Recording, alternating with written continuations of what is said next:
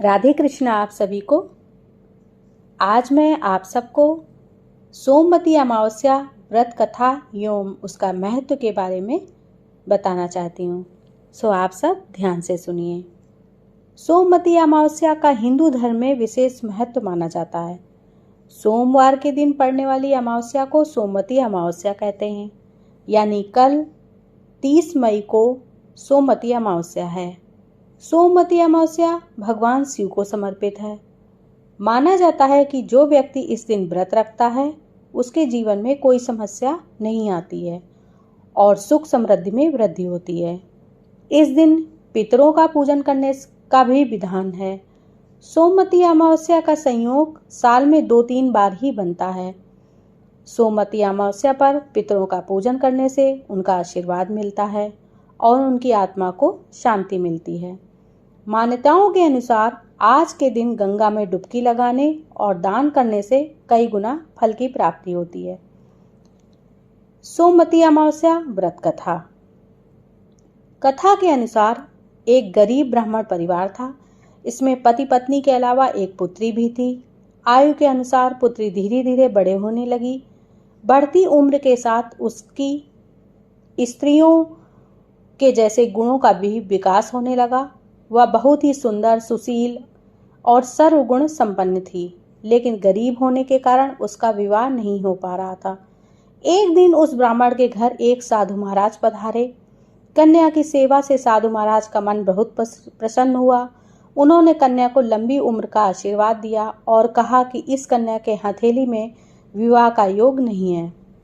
इस बात से चिंतित होकर ब्राह्मण परिवार ने साधु से उपाय पूछा कि कन्या ऐसा क्या करे कि उसके हाथ में विवाह योग बन जाए।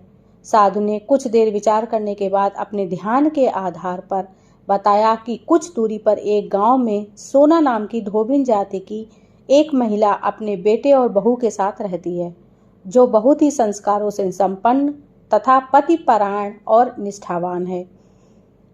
यदि ये कन्या उसकी सेवा करे और इसकी विवाह में वह महिला अपनी मांग का सिंदूर लगा दे, उसके बाद इस कन्या का विवाह हो सकता है। साधु ने यह भी कहा कि वह महिला कहीं आती जाती नहीं है। ये बात सुनकर ब्रह्माणी ने अपनी बेटी से धोबिन की सेवा करने की बात कही।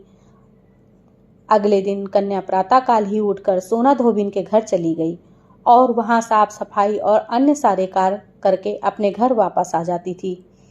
एक दिन सोना धोबिन अपनी बहू से पूछती है कि तुम तो सुबह ही उठकर सारे काम कर लेती हो और पता भी नहीं चलता। बहू ने कहा, माँ जी, मैंने तो सोचा कि आप ही उठकर सारे काम खुद ही खत्म कर लेती हैं।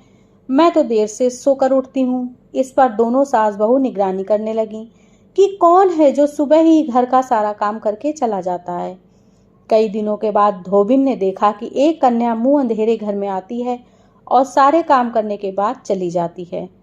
जब वह जाने लगी तो सोना धोबिन उसके पैरों पर गिर पड़ी। पूछने लगी कि आप कौन हो और इस तरह छुपकर मेरे घर में आकर सारे काम क्यों कर जाती हैं। तब कन्या ने साधु द्वारा कही गई सारी बातें बताई। सोना धोबिन पतिपरायण थी, उसमें तेज था। वह इस बात के लिए मान गई। सोना धोबिन के पति थोड़ा अस्वस्थ थे।